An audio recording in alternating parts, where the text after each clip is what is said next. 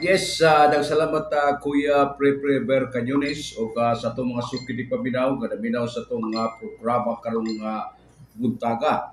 O of course, kini ato ang mga kalambuan na balita nga atong ilabay sa kahanginan nagikan sa kagamhanang syudad sa Dakbayan sa Dumaguete o pinaagi sa ato ang public information nga buhatan.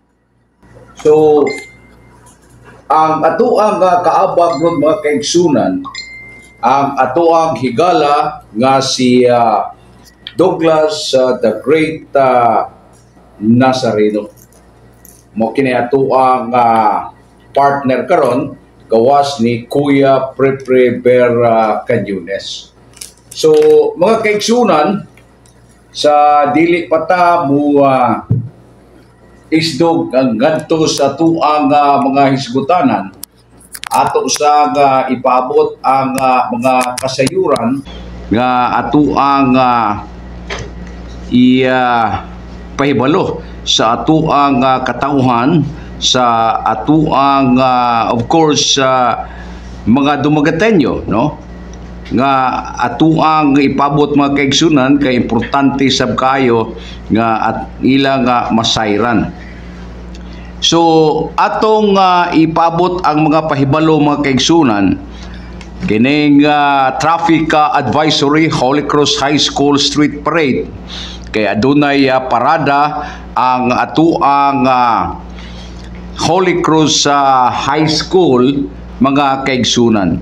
Matud pa, notice a survey given that the following streets and major thoroughfares in downtown Dumaguete will be adjusted and modified as it will be affected by the street parade to be conducted by the Holy Cross School on July 13, 2024. So karong pitsa 13 sa Hulyo mga kaigsunan nga magasugod og alauna sa hapon and onwards mga kaigsunan. Ang mga dalan nga mapakiran mao kini una ang portion of Noble Franca Street bounded by Perdices Street and Santa Catalina Street.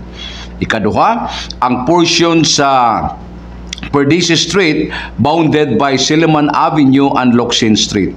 A portion of Locsin Street bounded by Perdices Street and Real Street o ang portion sa Real Street bounded by Locsin Street and Silliman Avenue. To avoid delay in travel, riding public is advised to take alternative routes during the above mentioned activity. Please bear with us for this temporary inconvenience by Danilo P. Atilio, Team o Chief. Sa atuang ikaduha nga atong ipabot nga kalabuan na balita mga kaigsunan, matud pa, young job seekers complete life skills training for employment. Another batch of graduates of the 10-day Job Start Life Skills training were recognized yesterday in a simple ceremony with Mayor Felipe Antonio Birimolyo, PESO Manager Maria Socorro P. Mera, and Senior Labor and Employment Officer Anita Milocor yesterday. In his message, Mayor Rimulyo congratulated the young graduates for finishing the course and urged them to be ready with their internship in the partner companies so they can further acquire practical learning in actual regular work setting with the possibility of being absorbed as employees of the participating business establishments. Furthermore, Mayor Rimulyo highlighted the efforts of the local government and DOLE to promote ease in doing business and invest in projects that will attract more investors to create more jobs opportunities for the youth and the unemployed. Jumpstart Philippines is a program of the Department of Labor and Employment in partnership with the local government of Dumaguete through the Public Employment Service Office kon gitawag nato og PESO, preparing young Filipinos for employment. The Jumpstart Philippines program is also one of the key reasons why Dumaguete City was awarded as the 2024 Regional Best Public Employment Service Office for component cities in the entire central region.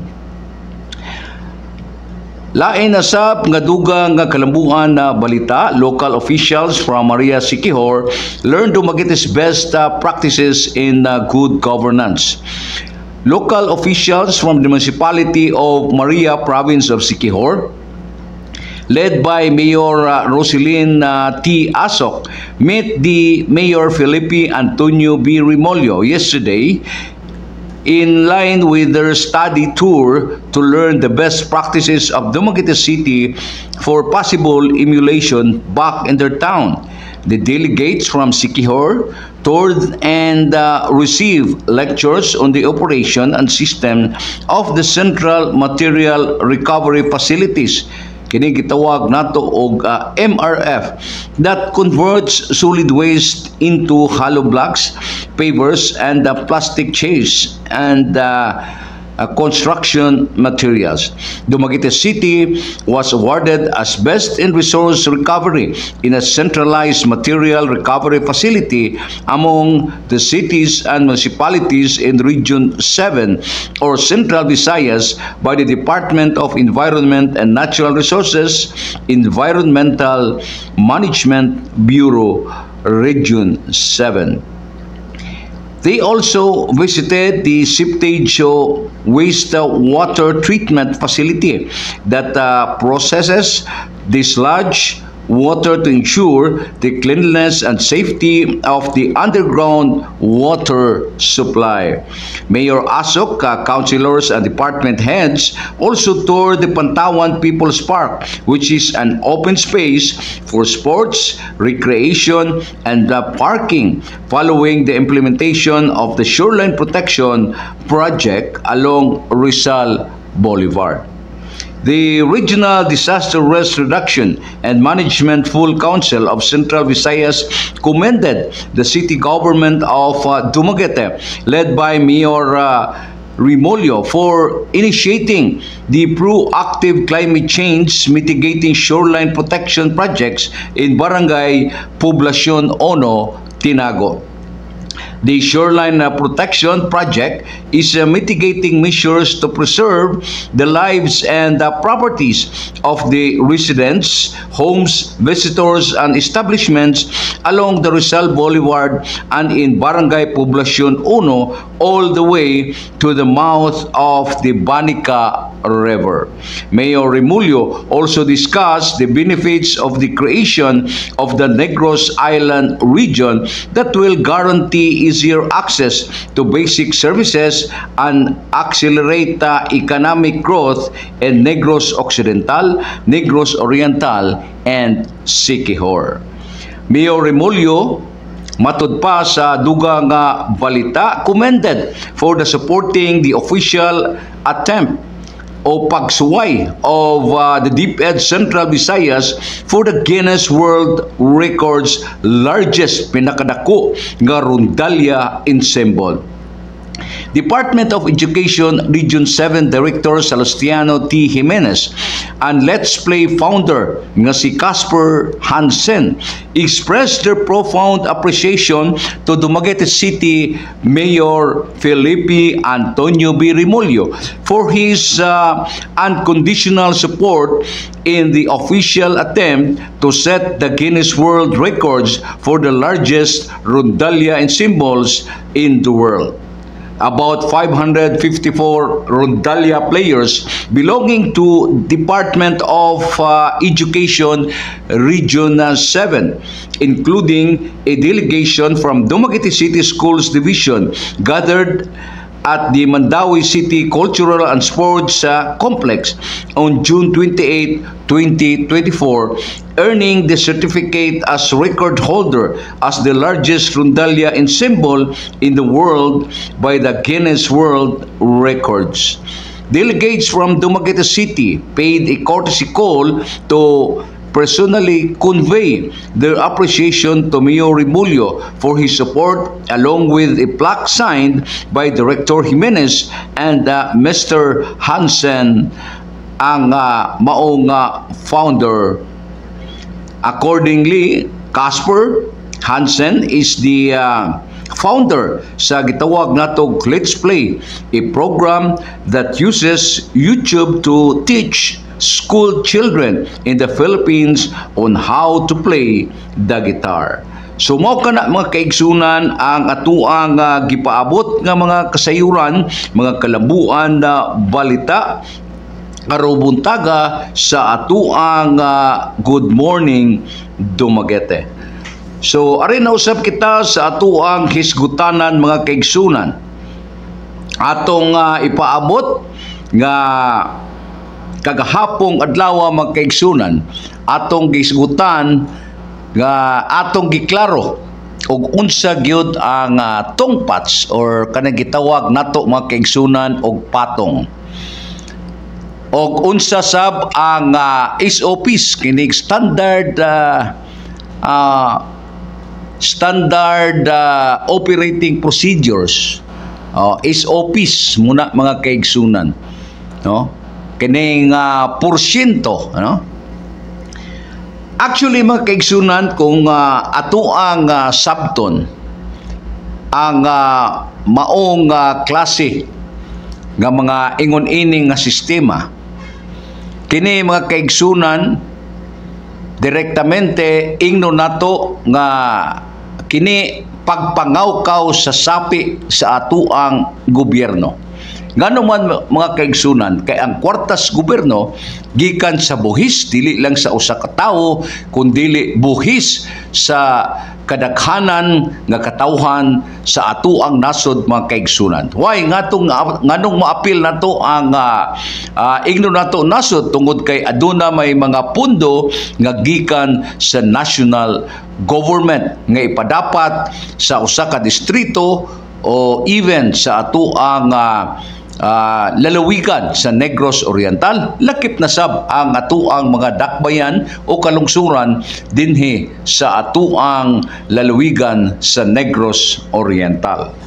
So mao kana mga kaigsunan, kung kining tungpats or patong mga kaigsunan o kining SOPs nga GIS o hangtod ba 30% mga kaigsunan, there is no legal or such legal thing mga kaigsunan nga minguntang legal ang porsyento sa gihatag sa kontraktor mga kaigsunan. So by that mga kaigsunan, ato ng klaruhon, kung ikaw righteous nga klase nga pagkapolitiko, di gid ka mangawkaw, ilabi na kung gitawag natog mahadlokon ka sa atuang mahal nga makagahom. Mauna mga kaigsunan. Pero ang imong utok adunay nagda mga kaigsunan nga ingno nato nga adunay interes. Dautan nga pangunahuna mga kaigsunan nga og mahimo inegosyo ang maong klase nga posisyon, power mga kaigsunan kay para nga mamahimong adunahan o mahimong kwartahan og adunay magasto ngadto sa atuang mga katawhan pinaagi sa pagkumbinser, pag-uwat-uwat sa atuang mga kaigsuunan. Ya ngano man gid nato ning gipaabot sa kahanginan mga kaigsunan ato nga punto niini mga kaigsunan nga parang malamdagan ang atuang mga katawhan. Kay kanang pagpili sa usa ka leader mga kaigsunan, mamili magita inig pinili ay kinahanglan mga kaigsunan katong leader nga kwalipikado, katong leader nga adunay katakos o adunay kapasidad to lead a city, a municipality, province, or even in a district mga kaigsunan. Pero ato lang klarohon, kining executive nga trabaho mga kaigsunan sama sa municipal mayor, kaning mga mayor, city mayor, o kining provincial governor. Mao ni sila'y mga ingno nato, mga executive nga trabaho mga kaigsunan. Lahi ang kining atoang mga saguniang bayan, sa saguniang panglungsod, saguniang panlalawigan, o ang gitawag nato og kining mga kongresista, no, sa mga distrito sa atuang lalawigan sa Negros Oriental. Lakip na ang tibok nasod. Kay ganun man mga kaigsunan, ang ilang mga trabaho lain-lain. Ang ehekutibo mga kaigsunan mo duso ngadto og unsay maayo nga proyekto para kanila. Dili man na ingon mga kaigsunan nga muduso kag proyekto para sa imong interes, kundi para sa kinabag-ang duot sa katawhan. Meaning, what I mean mga kaigsunan, not only for few people, but for the people of a certain place mga kaigsunan nga sila ingno nato maka-avail o kining terminolohiya mga kaigsunan nga makapahimulos sila sa maong proyekto. Nya proyekto mga kaigsunan, kining proyekto nga gitawag nato quote-unquote impact projects. Mao na mga kaigsunan. Nya dili nimo makuha ang maong pundo nga gusto nimo kung dili mo agi sa hawanan sa saguniang saguniang bayan, saguniang panglungsod, saguniang panlalawigan mga kaigsunan. So ug adto na ka sa ingno nato national government, dili na makuha kung dili mo agi sa kongreso.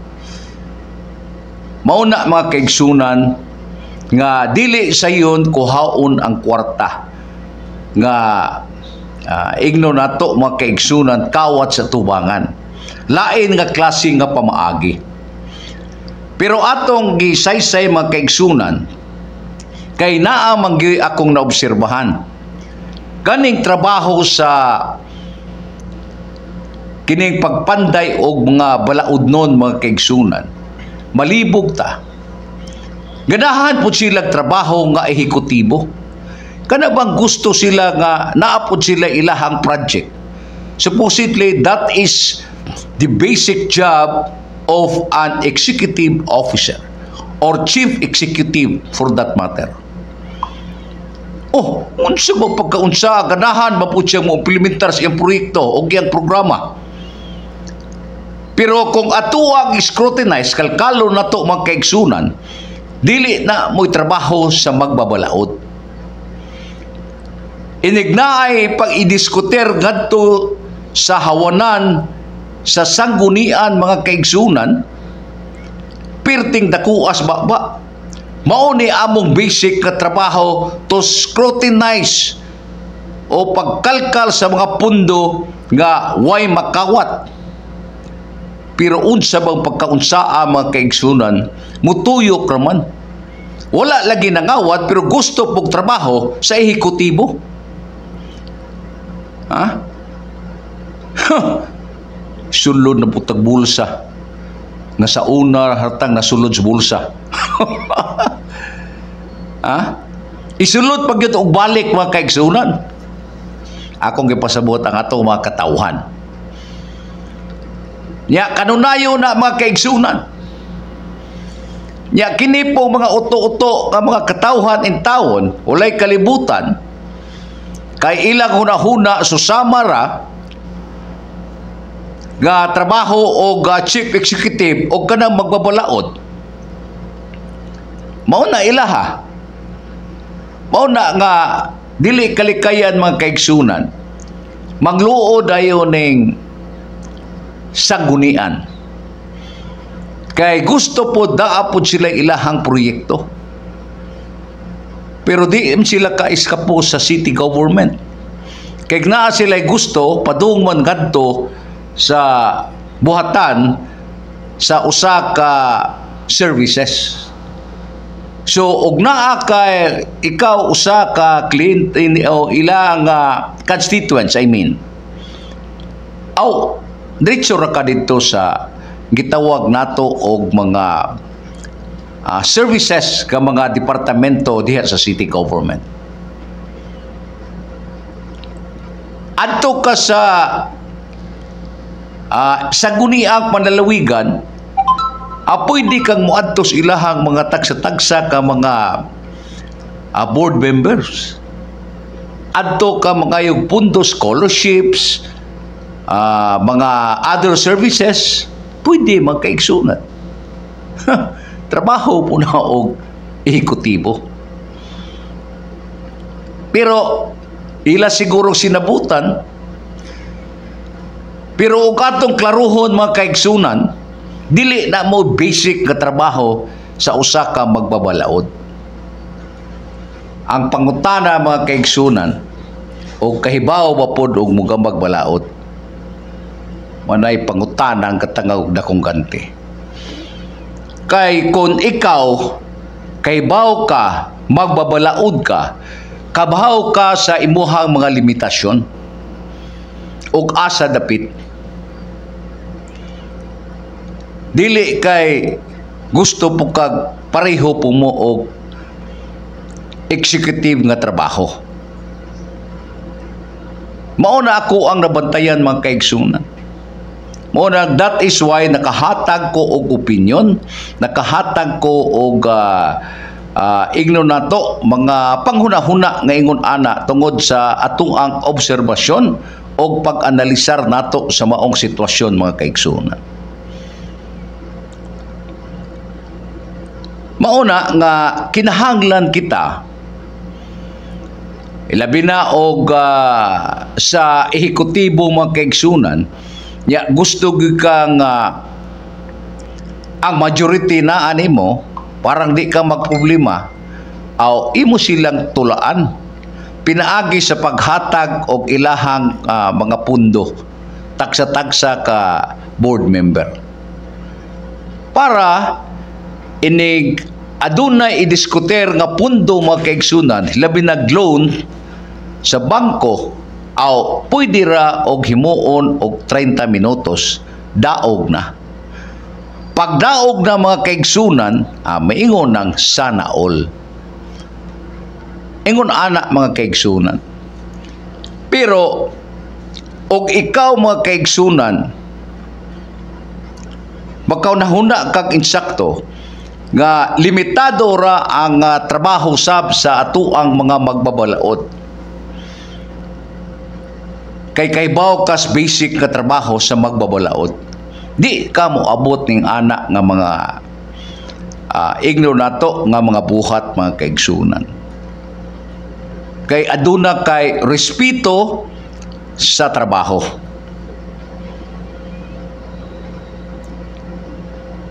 Mauna mga kaigsunan nga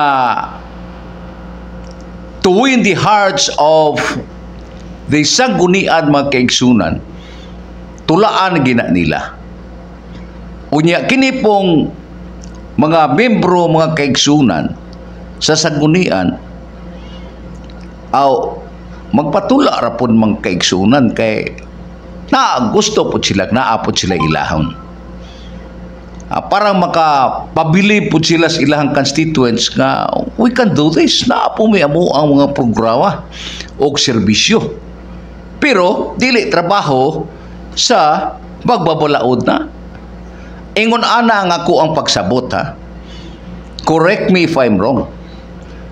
Pero kining tanan mga kaigsunan depende sab ni sa pag nagsabot ngadto sa kining hawanan sa sanggunian. Kay kung aprubahan mga kaigsunan, kasabot sila, niya ilabi na og aduna po'y interest ang maong membro aw mahimutang kog ingon ana. Pero kung aduna kay tarong nga panghuna-huna, righteous ka mga kaigsunan, kabalukas mga limitasyon, pwede kang mo-object niya na. Pero dili sila kay makapahimulos man pud sila, makapabilib man pud. Ingon ana mga kaigsunan, kahugaw. Ingon ana mga kaigsunan, ang atong estilo. Ingnon nato mga kaigsunan, bisag gani kanang tungpats, kanang mga kontraktor kahibaw ana, kanang SOPs, kanang porsyento, 10% o 30%, kahibaw sila na. Galabad sab na ilahang ulo. Kay instead nga mutako ilang ginansya, mugamay na lang kay pirting daghanang mangayo pod. Ingon ana mga kaigsunan, man kining uban dili na lang mo apil ngadto sa panggobyerno nga kontrata. Adto na lang sa mga pribado kay wa pay samok. Samok kayo mga kaigsunan, hasol. Kay kinahanglan ka nga muluhod mga kaigsunan. Kinahanglan kang muluhod.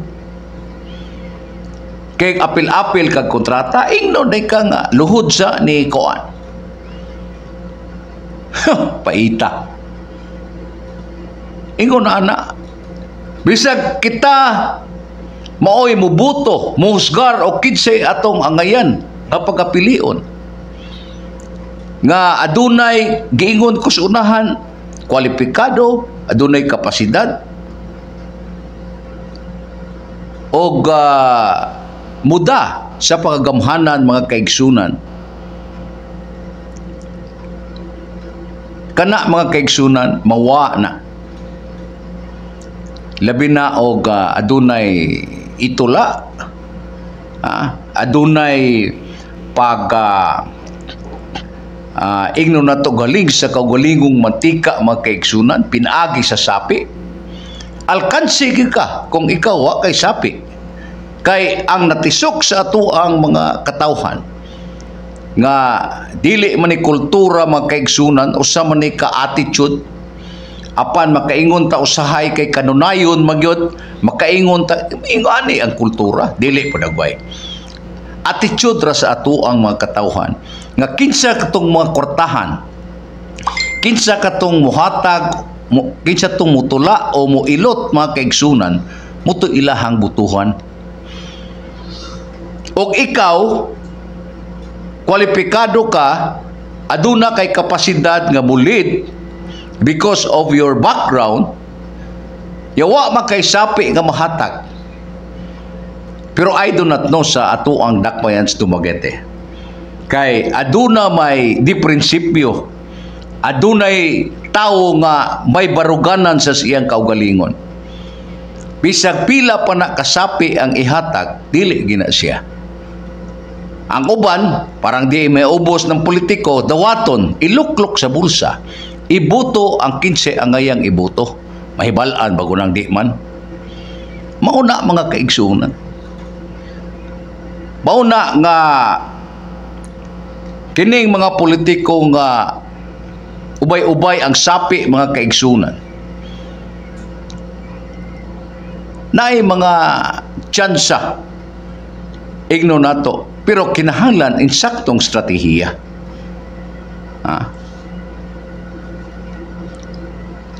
Ang atuang pagpili mga kaigsunan sa angayan nga pilio nato, kay kanang uban mga kaigsunan, wa na gadangag ra na, wa na gahuna-huna og save og sapi sa panudlanan sa usa ka local government unit. O unsay naay kwarta diha, gamiton para sa job orders, gamiton para sa mga proyekto, bahalag dili impact project, og mga beautification lang, mga pagwapo, pagwapa, anya, makauna sa ato ang mga basic nga mga marginalized nga mga katawhan. Gakalisod, uyamot ang ato ang mga kaigsuunan, mga kinahanglan nga kita, kung politiko ka nga aduna kay kasing-kasing nga mutabang sa imong isikataw, magama kag mga programa para sa mga marginalized or katong mga taong gahikahos in taon sa panginabuhi. Parang patas ang tanan. Kay kining ato ang magkaigsunan nga mga kabus ug timawa, patas ang ilahang panginabuhi, mga kaigsunan. Namunlay nag-ayo og unsay ayuhon, nagbaligya og mga basura, nanapas og tubo, nanguma, mga kaigsunan, patas. Pero kining uban nga mga kaigsunan nga supposedly mauntay muset og example nga mamahimong modelo pagama og programa, mga kaigsunan, unsa bang pagkaunsaa mo may una nga magahimo og dili maayo, mga kaigsunan, nga sumbanan sa uban sab nga magasunod nga mga batan-on nga mga lideres puhon damlag. Unsa may mahitabo? So gakutay, mga kaigsunan, ang wrong practices. Kanusa pa man ta mahigmata? Unya na kung matigok na. Bintras karon, mga kaigsunan, nga aduna patay kinabuhi. Bintras karon nga pwede pa nato nga mapaabot ang pinaka-insakto nga buhaton, mga kaigsunan, para sa ato ang mga kabatanunan nga sila musud o musunod sa mga tarong nga dalan, mga kaigsunan, nga angayan nila nga pagasundon. Ingon ana,